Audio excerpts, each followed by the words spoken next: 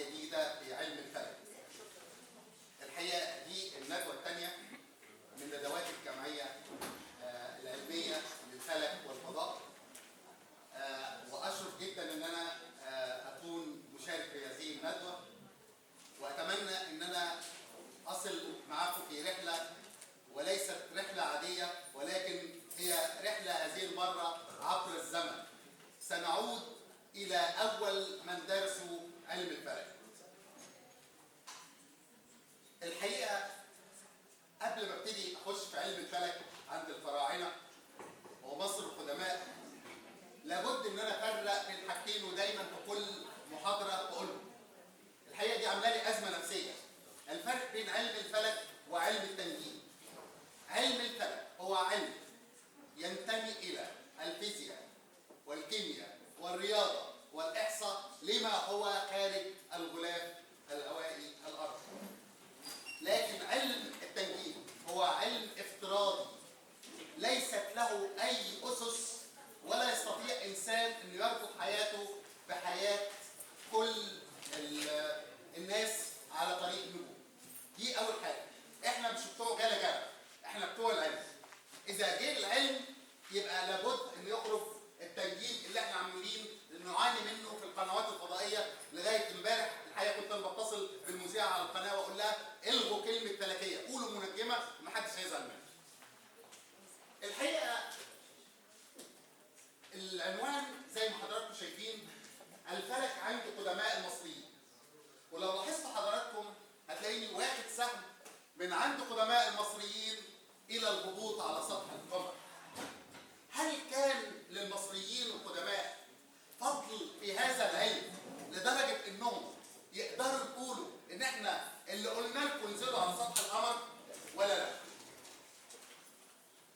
هحاول في المحاضرة أو الكلام الصغير اللي هقوله، ولست بمحاضر جيد، لماذا اهتم المصريين القدماء بعلم الفلك؟ ما هو الكون من وجهة نظر القدماء؟ كيف درس القدماء علم الفلك؟ الحقيقة أسطورة الخلق عند الفراعنة هي اللي ابتدت تشد الناس، واحنا بالطبيعة كلنا نميل إلى معرفة المجهول. إزاي نقدر نعرف إن الحياة ابتدت في الكون؟ فابتدى المصريين القدماء يفكروا في أسطورة للخلق. والحقيقة في أساطير كتير جدا، أشهرهم في مدينة أون اللي هي عين شمس دلوقتي، والأشمونين ومنف اللي هي دهشور. الحقيقة لو بصينا هنلاقي كل منها كانت بتتكلم عن نشأة حركة الكواكب والشمس والقمر والنجوم. إذا هناك دافع إلى دراسة الأجسام السماوية وعلم الفلك. القصة ابتدت إزاي اتخلق الكون، إزاي إحنا موجودين في هذا الكون. في الحضارة الأولى للمصريين القدماء كان كل اللي موجود عندهم بالنسبة للكون الأرض هي المركزية، وكل الكون بيلف حواليها. والحقيقة كانوا عاملين تكنيك غريب جدا، إنه متخيلين إن الكون عبارة عن شيء مستطيل، والأرض عبارة عن جسم محدد، امرأة منحنية. فالجسم المقعر إلى أسفل أو المحدب إلى أعلى كان يرمز إلى الأرض. ولابد إن احنا ناخد بالنا إن الأرض، الكرة الأرضية محدبة الأطراف، شكلها كروي. لو قطعنا الجزء العلوي منها هيبقى عبارة عن الجزء اللي هو اللي هيبان بعد شوية في صورة تسهل لينا الكلام ده. وكان بيحدد إن الأرض دي مش مسنودة كده في الفراغ، ولكن في بينهم الهواء، وبعد الهواء في الأرض مستلقاة لتسند كل هؤلاء. إذا عندي أرض، عندي فراغ بين الاثنين كانوا بيسموه هواء، احنا اللي بنقول وفقا للترجمات، وبعد كده السماء. الصورة الحقيقة مبينة في 3 آلهة.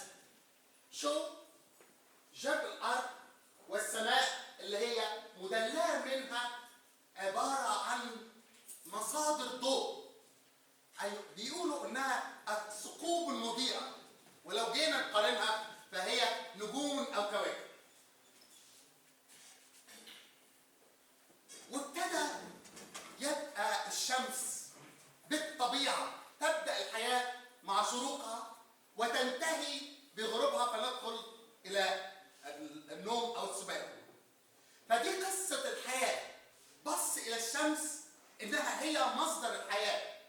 عندما تشرق الشمس في الفضاء كل الناس تبتدي تصحى، كل الناس تبتدي تتحرك، كل واحد يبتدي يشتغل. وعندما تبدأ الشمس في الغروب تبدأ مرحلة الركود، مرحلة عدم الحركة. وكان هو ده الأساس في بداية الرصد الفلكي، وابتدوا يبنوا أساطير عليها. إن لو بصينا هنلاقي الشمس في أثناء النهار هي محمية بذاتها، كل الناس شايفاها، فكلها محمية واخدة العزوة بتاعتها. لكن أثناء الليل يقود هذه المركب أوزير اللي هو إله الموتى في العصر القديم. وكانت الأفعى أنوفيس تقوم أمامها بحيث أنها عايزة تحارب الشمس، ولكن ست الآلهة تحاول أن تهاجم أنوفيس لكي تهرب من أمام مركب الشمس، لكي تعود في الشروق مرة أخرى.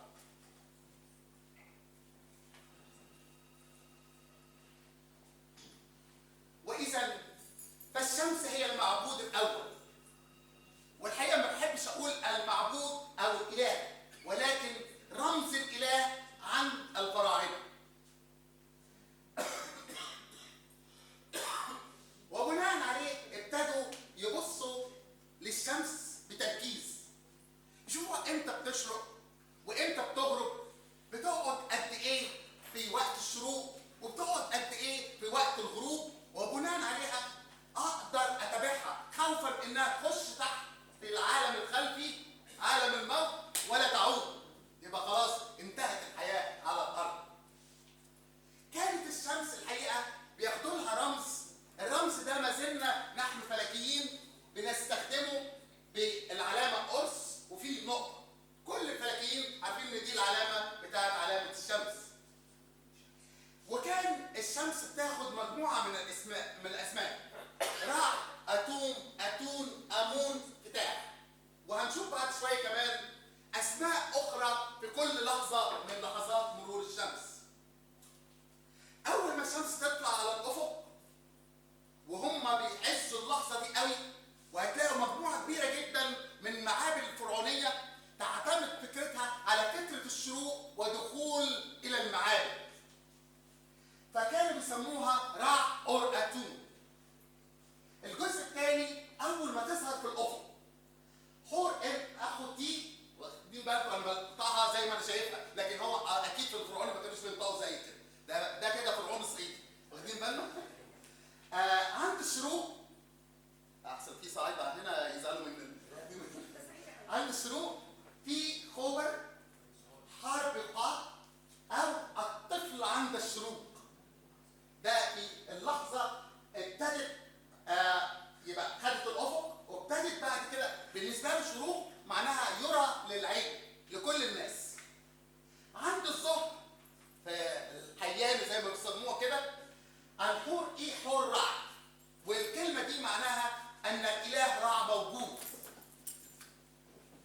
عند الغروب نوير طوم، طوم معناها سيختبئ. والآلهة أثناء الليل أوزير أو أوزوريس.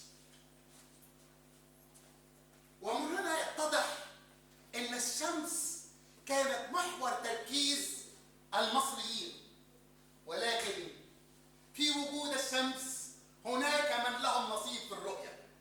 القمر الحقيقة كتير قوي ما كانش بياخدوا الناس ان القدماء المصريين بيلاحظوا القمر، الحقيقة كانوا بيلاحظوه وعملوا تقويم قمري، ولكن كان لا يعتد به في جميع الأوقات، لأن كانت الزراعة بتعتمد على التوقيت القبطي أو الفرعوني القديم اللي هنحكي عنه شوية صغيرين. استخدموا الرمز بتاع الهلال، وده احنا حتى في الرسم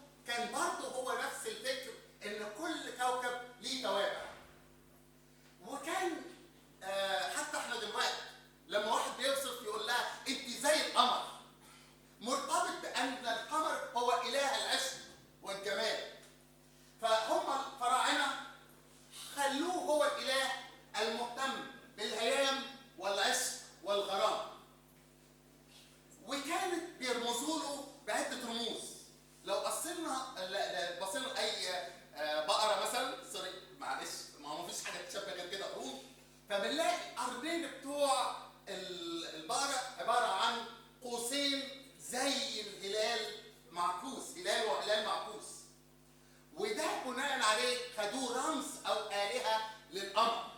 واحيان كتير جدا كانوا بيرسموه في العجل ابيس، وكانوا احيان كتير جدا بيستخدموا قرد وراس كلب او انسان وراس كلب، ومش عارف ايه العلاقه بين الكلب والانسان او الكلب والقمر. عشان كده نص طلعوا الكلب رايح. وبعدين اطلقوا اسم، لقيوا في بعض المعابد اسم غريب جدا للقمر، ارض سماويه. لو احنا قابلناها بتفسيرنا العادي، الصخور اللي على سطح القمر شبيهه جدا الى الصخور الموجوده على سطح الارض، وبناء عليه يبقى هناك تفسير لكلمه ارض سماويه. وكان برضه للقمر في مجموعه اعداء، التمساح وفرس النهر والخنزيره. وليه عداء بينه؟ ده شيء فيه ميه، والقمر زي ما احنا عارفين ما فيهوش ميه، وبناء عليه ربطوا بين هذين الفكرين. ده يؤكد ان هو كان عارف الفرق بين طبيعه القمر وطبيعه الارض. طيب لغايه كده يبقى احنا عرفنا القمر والارض، وايه بعد كده؟ هل كان عارف حاجه ثانيه عن الكواكب؟ واذا كان يعرف كان عارف قد ايه؟ وقدر يوصفها ازاي؟ الحقيقه كان عارف 5 بيشوفهم بالعين المجرده، وكان كل واحد منهم بيحط له وصف ويوصف له بتكوين في حياته. فكان هو طبعا التنصيب دوت ابتدى يستخدموه لغايه الاغريق، ولا ده ذكر اسماء ما يهمنيش ان احنا نعرف الاسماء، لكن اعرف الميكانيزم اللي كان ماشي بيه الفراعنه في طريق تفكيرهم علشان يعرفوا الكواكب. اول كوكب كوكب عطارد، والحقيقه كان مرسوم على عديد من المعابد، وكانوا مستخدمين له الرمز ده، وده قريب من الرمز اللي احنا بنستخدمه في العصر الحالي في الفلك. الجدول كده اللي بيستخدمه كل الفلكيين هتلاقوا فيه رموز لكل كوكب. دوت كان احدى الرموز واللي اتلقى على جدران المعابد. فكانوا بيسموه في العصور الاولى القديمه سوكو، وفي العصور الحديثه ابولو. وكان نظرا لانه لونه احمر، وكان بيبتدي يبشر ان في مجموعه كواكب يعطي نبوءه، فسموه اله الحديث والكلام. وكان يقصد بيها انه سوف ينبئ بان هناك كواكب اخرى تتلو. كوكب الزهره، وحتى عصرنا الحالي الكوكب الزهره يمثل كينونه خاصه. احيانا نسميه كوكب الصبح المنير، واحيانا نشوفه قبل الشروق وقبل الغروب. الحقيقه هم اهتموا بيه برضه، وسمي النجم العابر الذي يعبر السماء، وده زياده تاكيد لانه بيعدي ويرجع، وممكن اشوفه في اليوم الواحد مرتين. وسموه بونو، وحتى الفرنسويين واخدين بونو يعني جيد.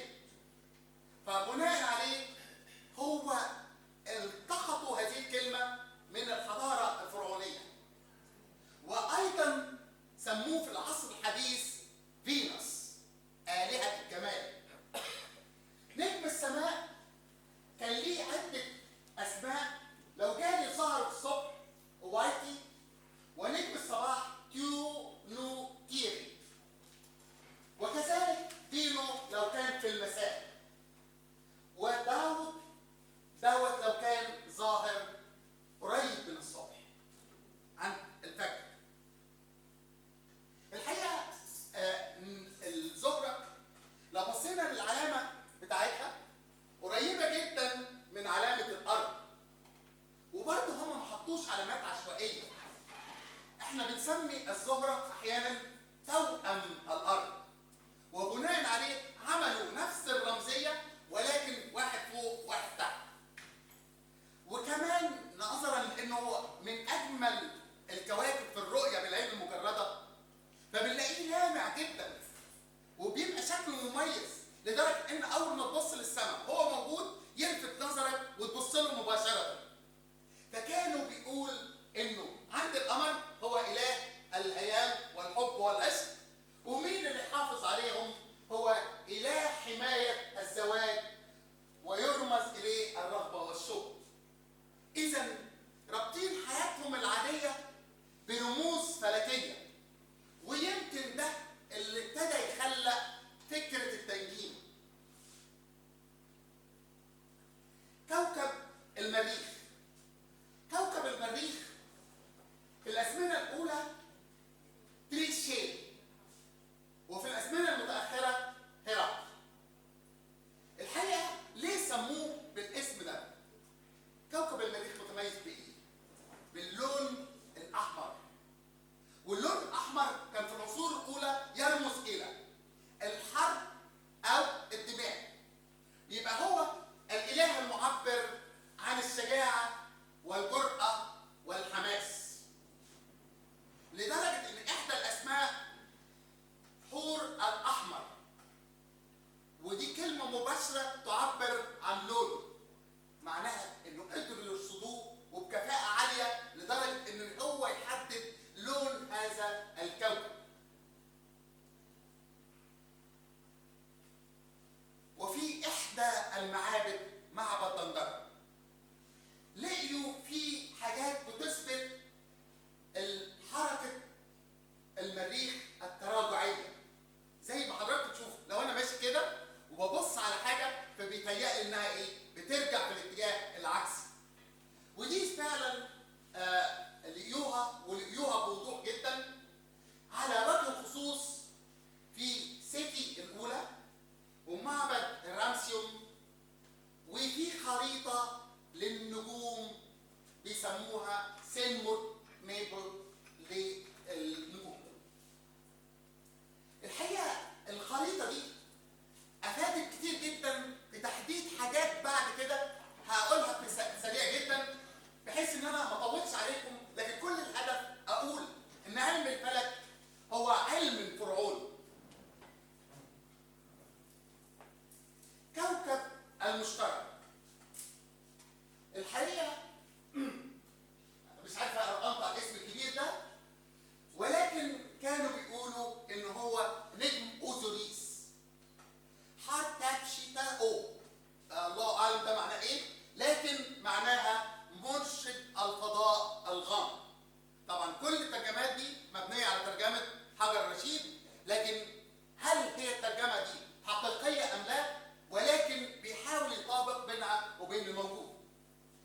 وكان الاله هورس هو اله جوبيتر، وكان ليه رمز برضه ما زلنا بنستخدم رمز قريب جدا منه لكوكب المشتري، وكان هو الاله الاب نظرا لانه هو اضخم الكواكب، فكانوا يعتبرونه اله البدايه والمنشا، اي هو اله للنشأ. والحقيقه في الناس اللي بتفرق في القراءات الفرعونيه بنلاقي في الترجمات يكتب جودنس نوت جود، وجودنس آلهة، يعني حاجة كده صغيرة ناس بتقوم بعمل. جود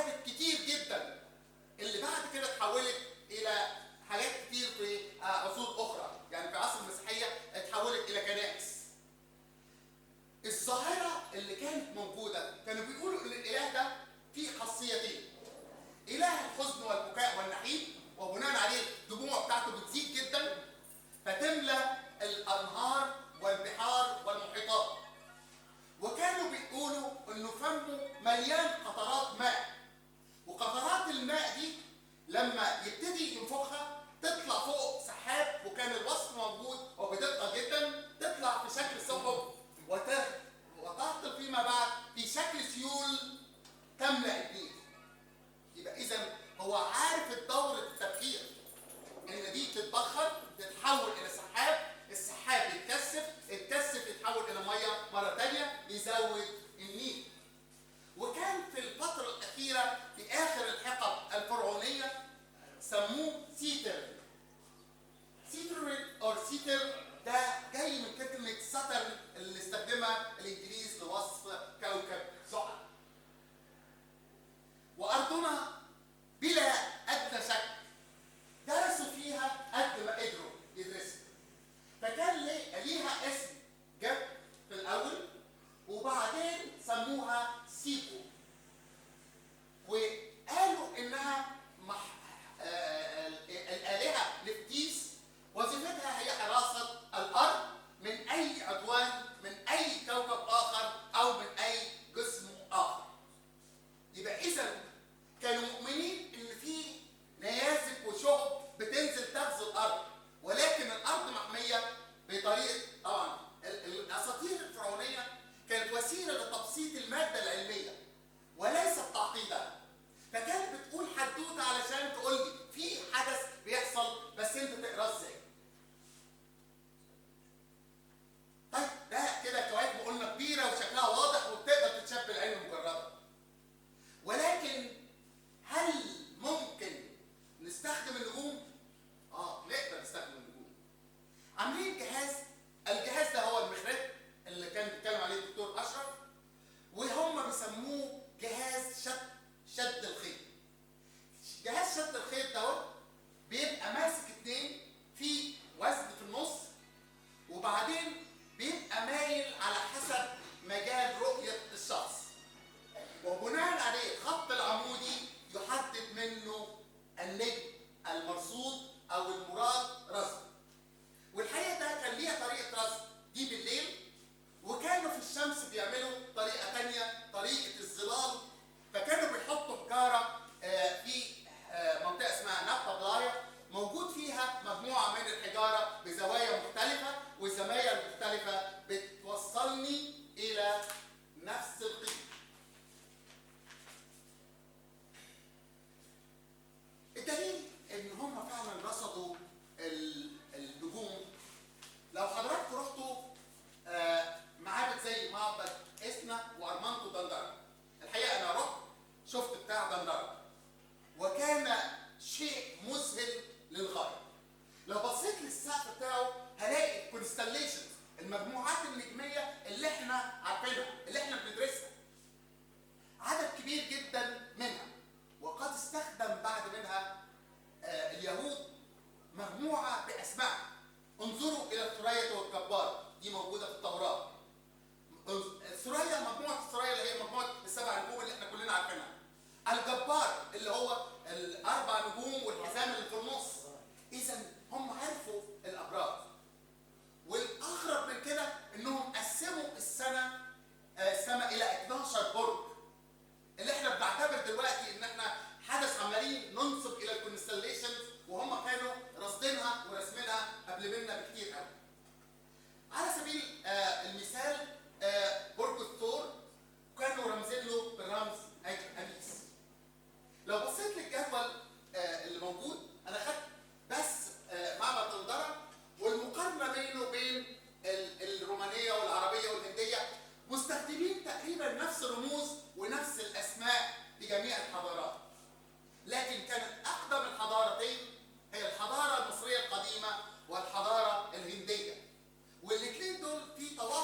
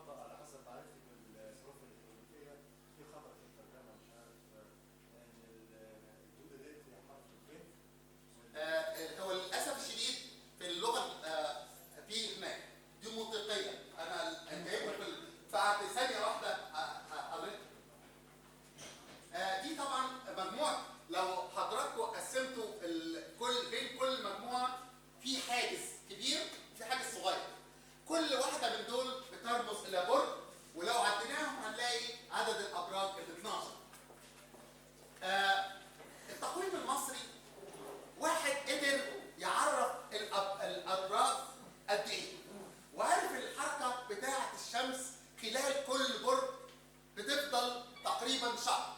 وزي ما قلت لحضراتكم رحت دندره ولقيت عندي 12 شباك، وال 12 شباك من المسهل جدا ان الاقي الشمس بتخش كل شهر من شباك واحد فقط، مش ممكن تطلع من نفس الشباك مرتين. ولو كانوا مرسومين في ناحيه واحده او الشبابيك كلها كانت في ناحيه واحده كان بقي الامر اسهل كتير، لكن دول في جهتين مختلفتين. معناها ان الراجل ده كان عارف ان اتجاه الشروق بيتغير من 23 درجه فوق الى 23 درجه ونص تحت.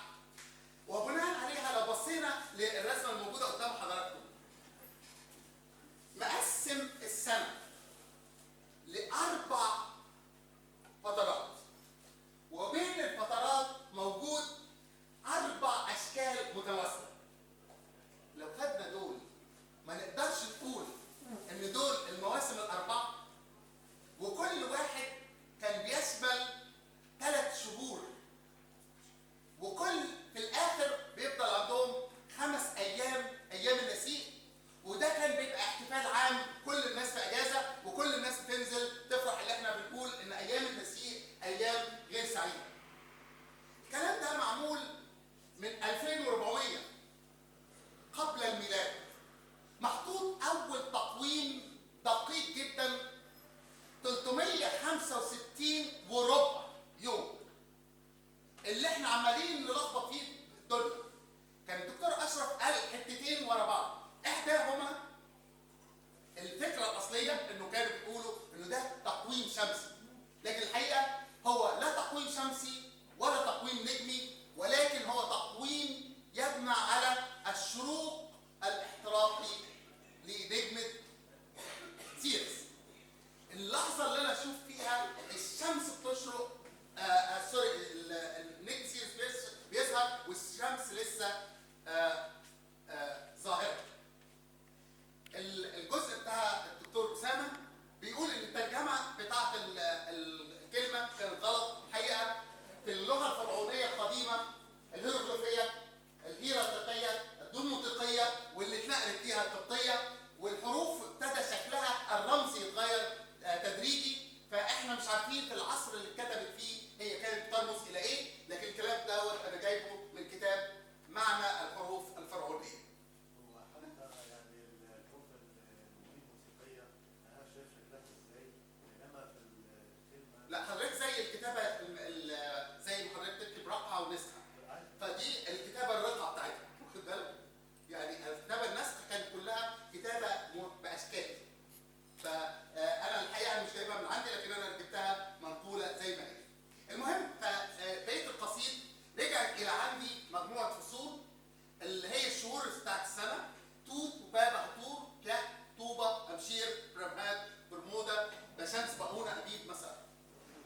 الشهور دي هي نفسها الشهور القبطيه في الوقت الحالي، والسنه القبطيه مناظره للسنه الفرعونيه الى درجه عظمى. وهي دي اللي بيزرع بيها الفلاح، وعشان كده لغايه دلوقتي في ارياف مصر كلها بيستخدموا هذا التقويم. الفرق بين الفصول احنا كنا بنسميها 4 مواسم، بالشكل اللي كان بيبينوه لي 4 مواسم، ولكن كانوا هما بيقسموها الى 3 فصول فقط لا غير، كل واحد منهم 4: فصل التحضير، فصل الحصيد، فصل الفيضان، وكل واحد منهم بيبقى 4 شهور. طيب هل قاس القدماء الزمن؟ دكتور اشرف قال ان احنا عندنا هنا واحده كان عملها لنا دكتور عبد العزيز صالح.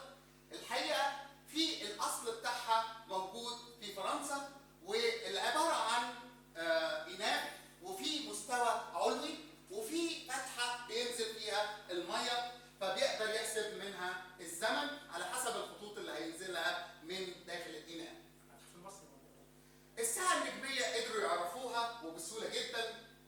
اللي يقول انهم عرفوا لما عملوا التطابق بين مجموعه اوراين اللي هي مجموعه الجبار، فلقيوا انها المساقط بتاعتها بتنزل الى نقط داخل الهرم. ولو بصينا للجبار في الناحيه الثانيه هلاقيه بيمثل ال3 نجوم الاوسط، بيمثلوا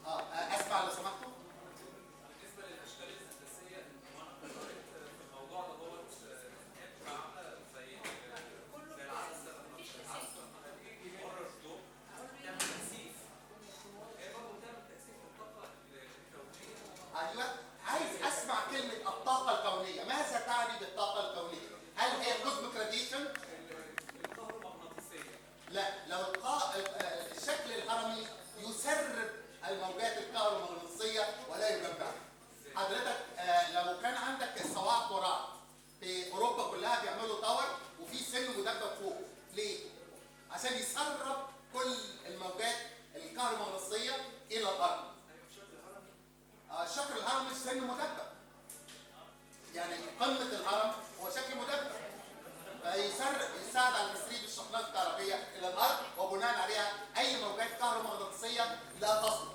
الدليل القاطع، حضرتك حاول تعمل الحكايه دي ان انت تجمع الموجات الكهرومغناطيسيه وحافظ بيها على شيء جواها. هيحصل له انفليشن لانه هيعمل اكسايتيشن للالكترونز جوه الماده وبناء عليها تتحول الى ماده ايونيه. الى ماده ايونيه. يعني الشيء ده شديد تجربه اتعمل هتفسد يعني ولا هي ظل صالح؟ لا هتفسد. لا العكس هو اللي حصل وفي كذا ناس جربت. لا لو حضرتك عندك سايت انا مستعد اشوفه واتعلم منه. طب انا ممكن بعد المحاضره مثلا في ناس في تطبيقات عملت حضرتك مستقي هذه المعلومه منين؟ صفحات صفحات على الانترنت. وانا شفتها وانا شفتها. لا حضرتك مش كل اللي موجود على الانترنت هو حقيقه. ليس كل ما هو موجود على الانترنت هو حقيقه. يعني ان شاء الله لينا قريب جدا محاضره عن الجرافيتيشن ويف وهنتكلم عنها بالتفصيل لان الحقيقه دي كانت جزء من رسالتي انا في الدكتوراه كشخص.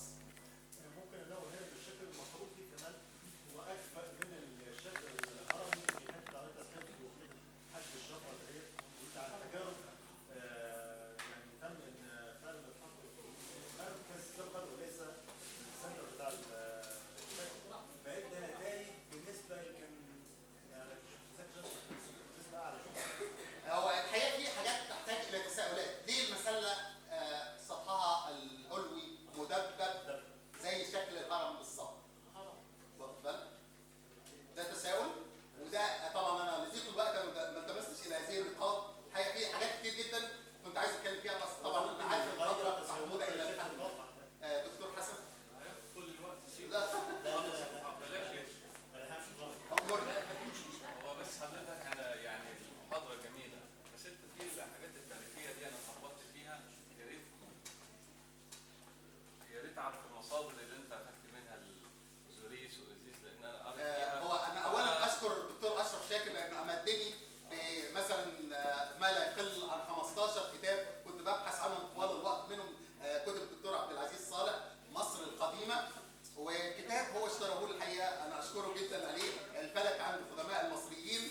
الحقيقه ده ساعدني كتير جدا، انا استعدت في بعض الاجزاء منه.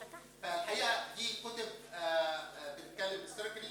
عندي سلسله سليم حسن كامله من الالف الى الياء وبناء عليه لو حضرتك عايز اي حاجه انا هو يعني استفسار مش سؤال. في اول باراجراف انت كتبته معروف مدينه اون دي مدينه المعابد. انت كاتب المتمدينه وهي اصلا كانت بوذا، فانت اصلا تقول المتدينه ولا اول باراجراف كده؟